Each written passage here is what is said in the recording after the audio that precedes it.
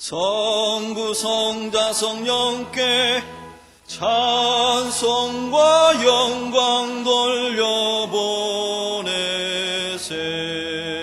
태초로 지금까지 또 영원 무궁토록 성삼위께 영광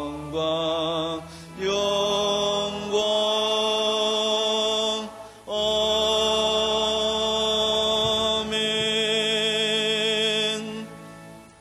주 하나님이 가라사대 나는 알파와 오메가라.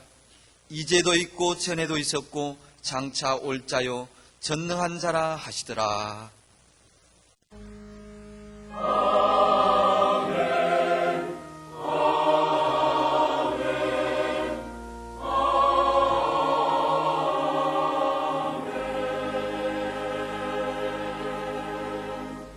이 시간 하나님께서 우리에게 주시는 구약의 말씀은 잠언 22장 1절에서 7절 말씀입니다. 제가 가진 성경 구약 935쪽입니다. 많은 재물보다 명예를 택할 것이요 은이나 금보다 은총을 더욱 택할 것이니라. 빈부가 섞여 살거니와 무릇 그들을 지으신 이는 여호와시니라. 슬기로운 자는 재앙을 보면 숨어 피하여도 어리석은 자들은 나아가다가 해를 받느니라. 겸손과 여호와를 경외함의 보응은 재물과 영광의 생명이니라. 배역한 자의 길에는 가시와 올무가 있거니와 영혼을 지키는 자는 이를 멀리 하느니라. 마땅히 행할 길을 아이에게 가르치라. 그리하면 늙어도 그것을 떠나지 아니하리라. 부자는 가난한 자를 주관하고 빚진 자는 체주의 종이 되느니라. 아멘.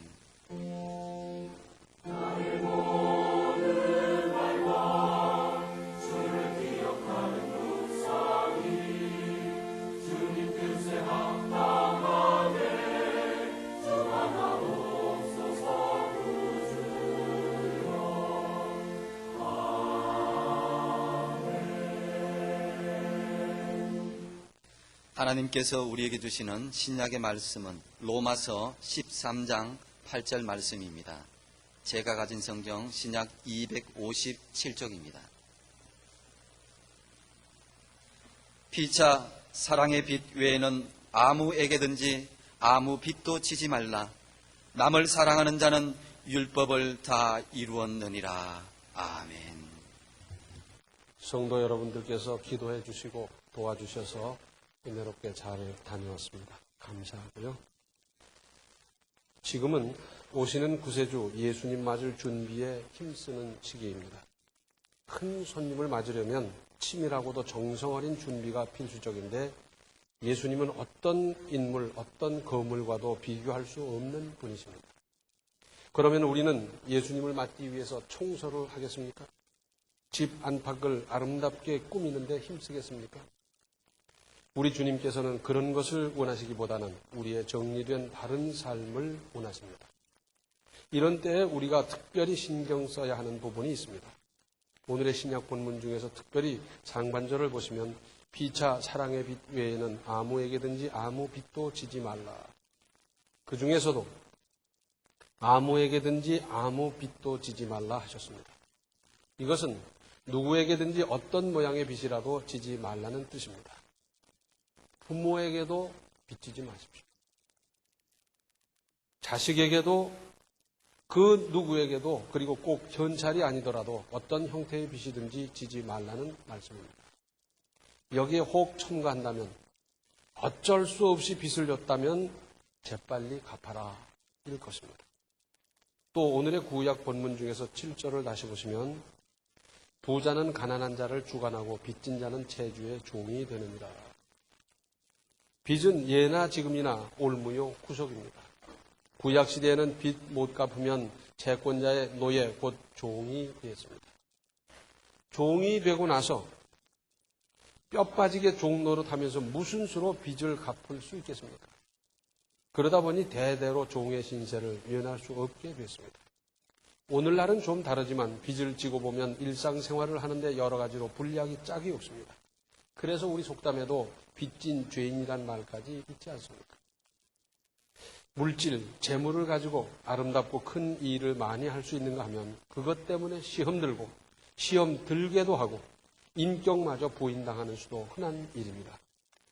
그러고 보면 물질 문제이기보다는 그것을 다루고 사용하는 사람의 문제입니다. 돈에 무슨 여야가 있고 무슨 선악이 있을 수 있겠습니까? 사람 중에서도 올바른 신앙 자세로 물질 생활에 임하느냐 그렇지 않느냐에 따라서 결과는 천차만별이 될 수 있습니다. 꼭 많아야 하는 것도 아닙니다.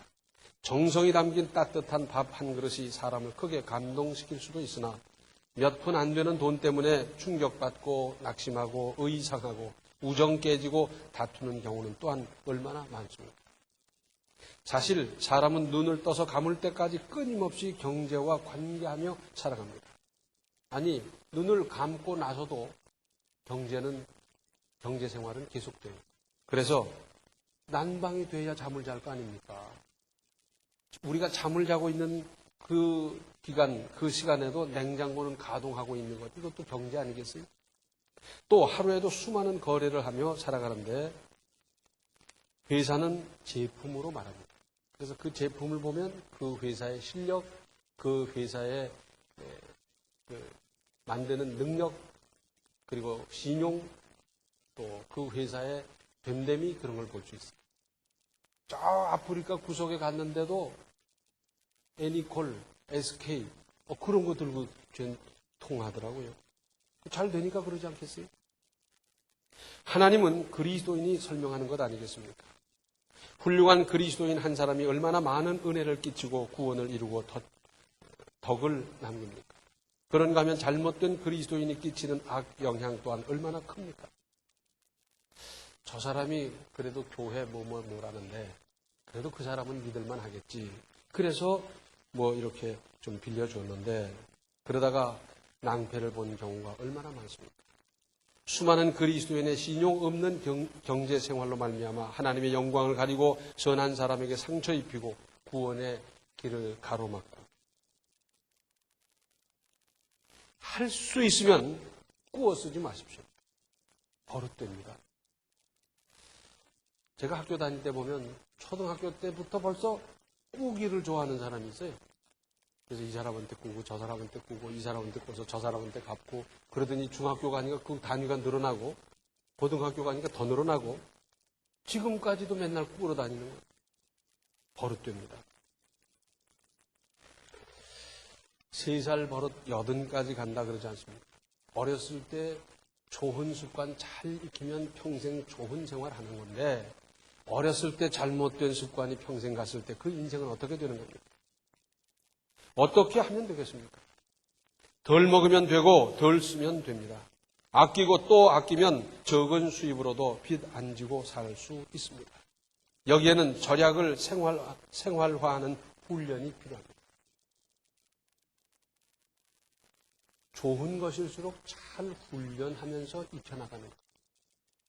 훈련 없이 될 수 있는 일이 흔치 않습니다.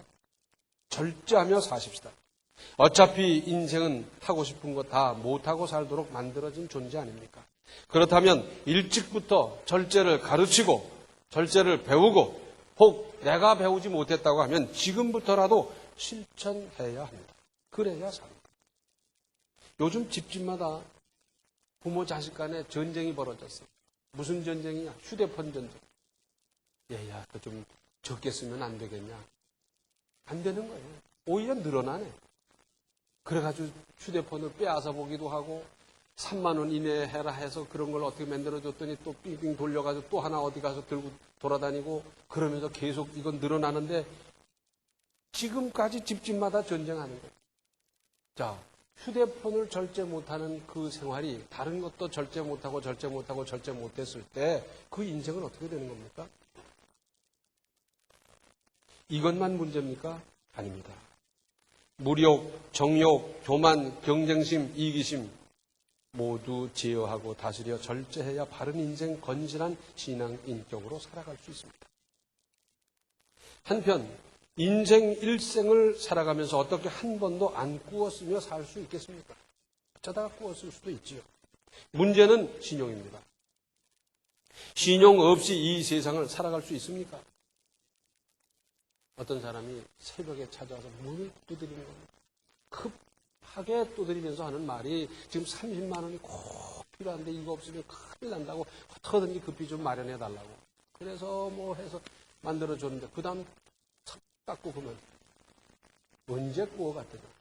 근데 그 사람이요, 이 사람한테도 그러고 저 사람한테도 그러더니 나중에 떠나가 버려. 야, 그 사람 앞으로 인생 어떻게 살아갈지 참 딱한 사람이 아닐 수가 없어요.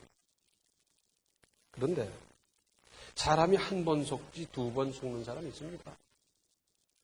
신용 잃었다가 정작 생사기로의 분초를 다투는 어려운 지경이 되면 어쩌려고 그러는지 모르겠어요. 신용 없는 사람으로 한 번 낙인 찍히고 보면 형제 간에도 거래가 안 돼요. 그 형님하고는 못해. 그 동생하고는 안 되지. 친척 간에도 융통이 안 되는 거예요. 그 사람하고는 안 되지. 딱 끊겨버리는 거예요. 그러므로 채무, 빚을 얻는 순간부터 결심하십시오. 하루에 두 끼 먹을 각오로 하십시오. 왜냐하면 빚은 결코 쉽게 갚아지지 않기 때문입니다. 조금 미루다가 이자가 눈덩이처럼 불어나고요. 걷잡을 수 없는 소용돌이에 빠지게 되지 않습니까? 그래서 빚을 얻는 그 순간부터 나는 하루에 두 끼 먹고 그러면서라도 어떻게든지 갚아나간다. 그래야 갚아집니다. 누가복음 12장 58절 59절을 보면 이런 말씀이 있습니다.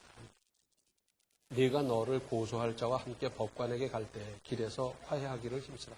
저가 너를 재판장에게 내어 끌어가고 재판장이 너를 관속에게 넘겨주어 관속이 옥에 가둘까 염려하라. 내게 이르노니 홀이라도 남김이 없이 갚지 아니하여서는 결단코 저기서 나오지 못하리라 하십니다.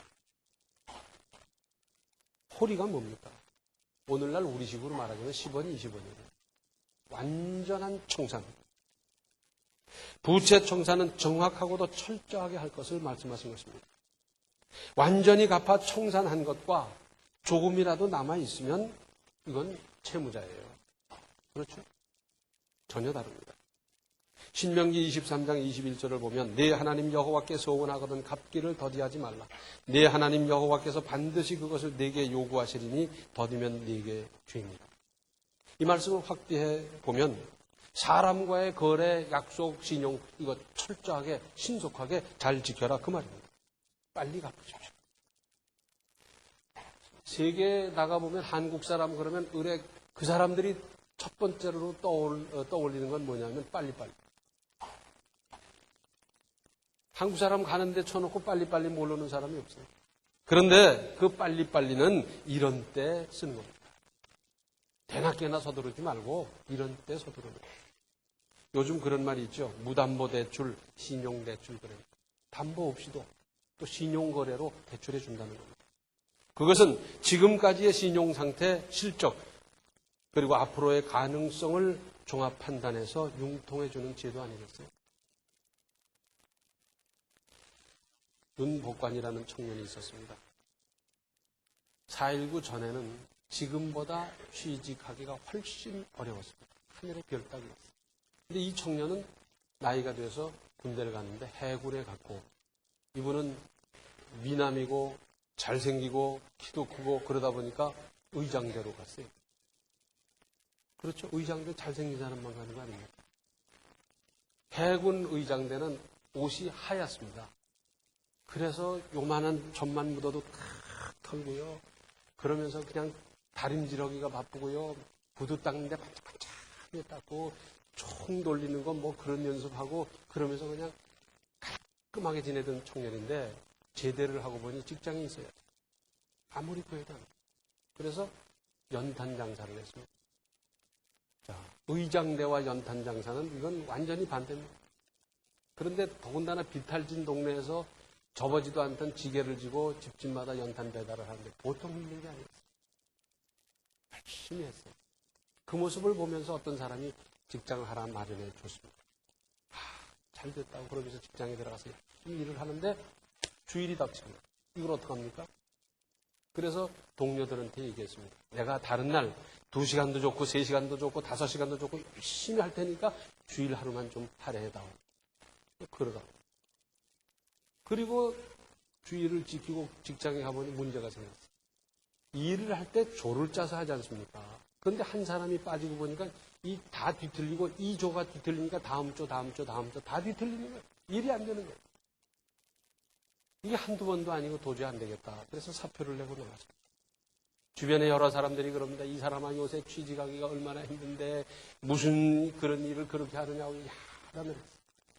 이분은 그때로부터 특별히 기도했는데 그야말로 하나님의 은혜로 인천에 있는 목재 회사에 들어갔어요. 열심히 일하는 도중에 추석이 닥쳤습니다. 서로 눈치 보면서 고향 가려고 누가 지키나 누가 남아있나 뭐 서로 안 남고 고향 가려고 그러고 그때 이분이 제가 지키겠습니다. 이제 들어간 말단 사원이기도 하고 제가 지키겠습니다.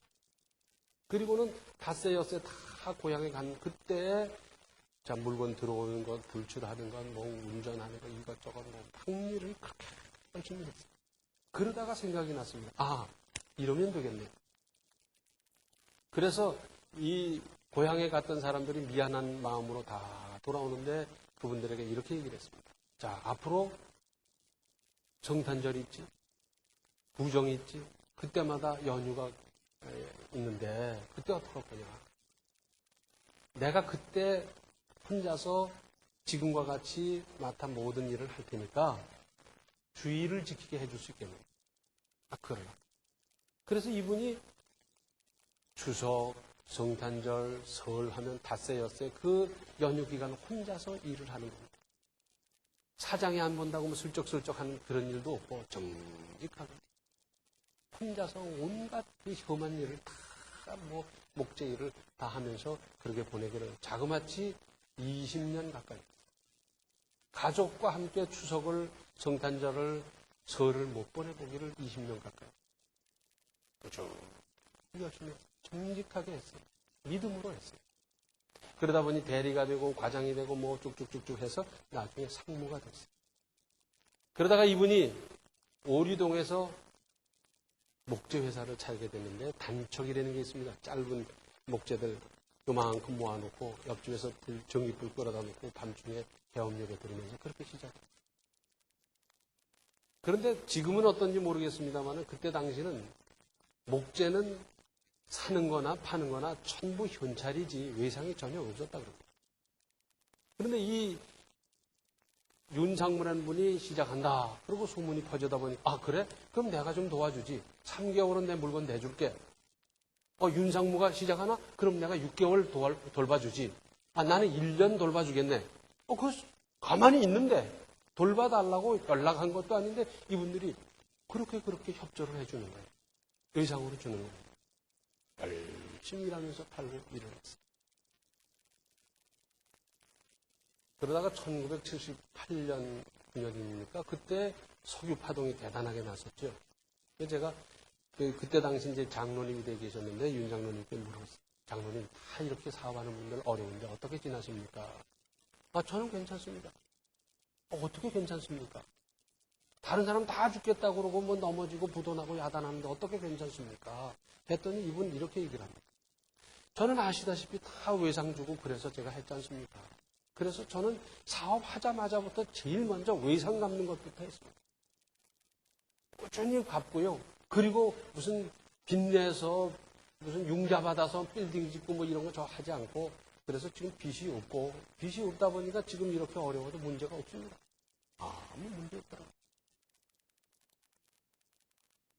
그분의 정직과 성실과 신용과 그 모든 것을 믿는 사람들이 도와주고요. 그분들이 거래처를 터주기도 하고 거래처를 소개해주기도 하고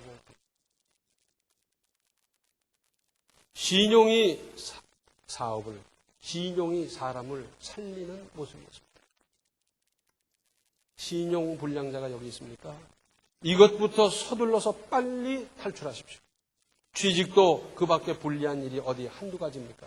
그리고 다시는 신용 불량자의 명단에 오르지 마십시오. 이것이 믿음입니다.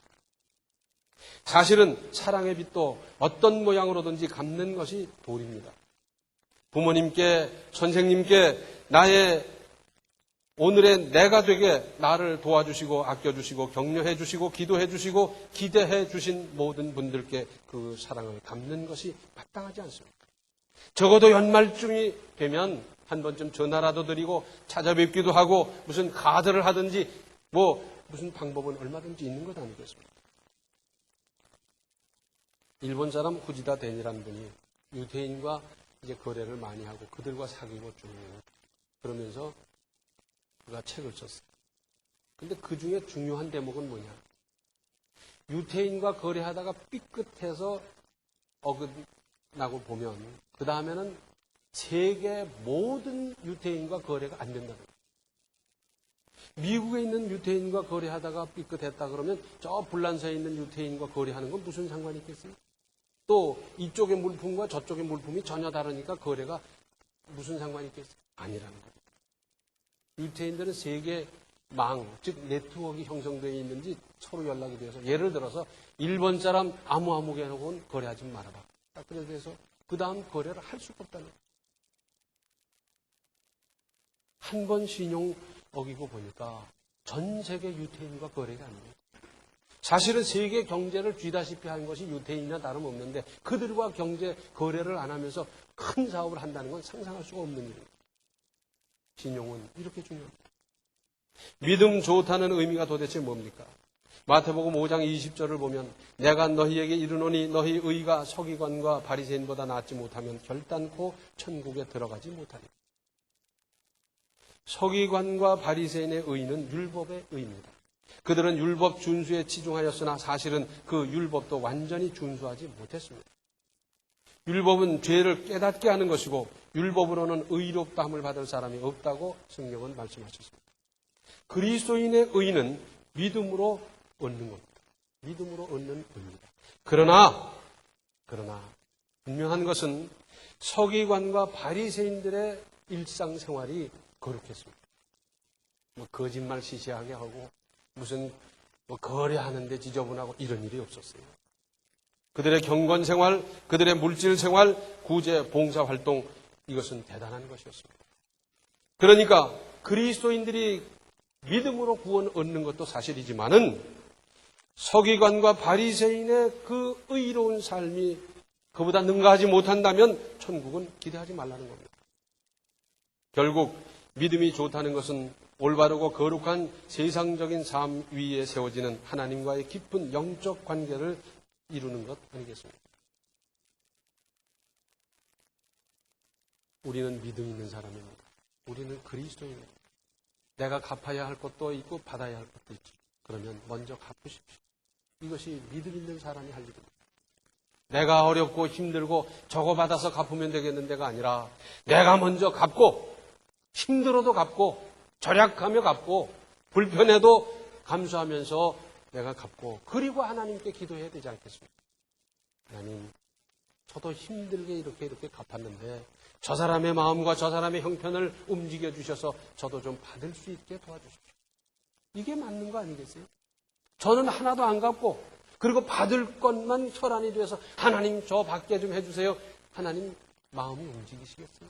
하나님이 그 사람의 마음을 움직이시겠습니까? 믿음 있는 내가 나부터 갚고 그리고 하나님께 기도하는 것이 순서 아니겠습니까? 뿐만 아니라 누가 가난하기를 바랍니까?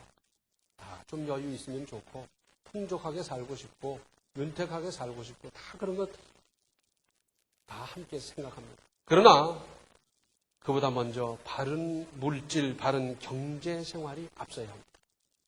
하나님께서 한번 맡겨봤더니 이건 아무렇게나 그냥 흥청망청 쓰고는 금세 없어지고 어쩔 줄 모르는 사람에게 하나님께서 더 맡겨주시겠어요?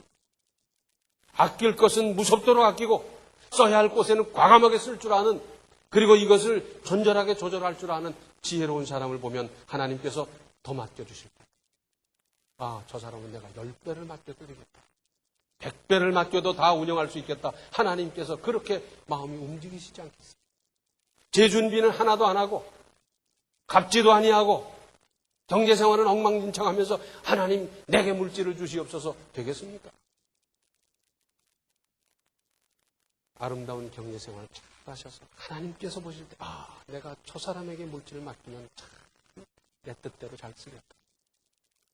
그렇게 되고, 내가 먼저 갖고 하나님께 기도하면서 그래서 나도 받고, 나도 좀 부채를 받고, 그럴 수 있는 환경 조건은 내가 만드는 것 아니겠어요? 내가 먼저 믿음으로 행함으로 하나님의 은혜를 입어서 윤택한 인생을 살아가시기 바랍니다. 기도하시겠습니다. 은혜로우신 아버지 하나님, 저희들 거꾸로 생각한 것이 한두 번이 아니었습니다. 저 사람 거 받게 해주시면 제가 하나님께 바치겠습니다. 나도 갚겠습니다. 우리는 엉뚱한 생각 얼마나 많이 했더랬습니까?